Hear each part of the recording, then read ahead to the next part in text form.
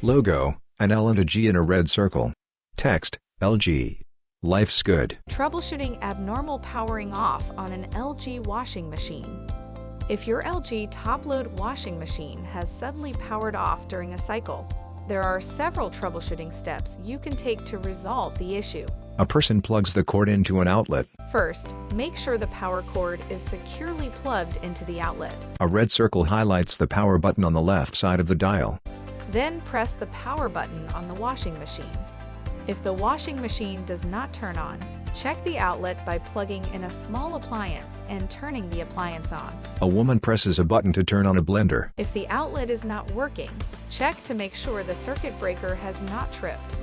Reset the breaker if needed.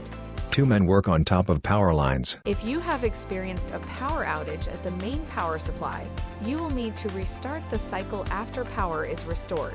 A red circle highlights the start button on the right side of the dial. Lastly, if your top-load dryer is stacked on a twin wash, for best performance, the twin wash should be plugged into its own individual grounded outlet. If you need further assistance, go to lg.com/us/support. Logo, an L and a G in a red circle. Text, LG. Life's good. Learn more at lg.com.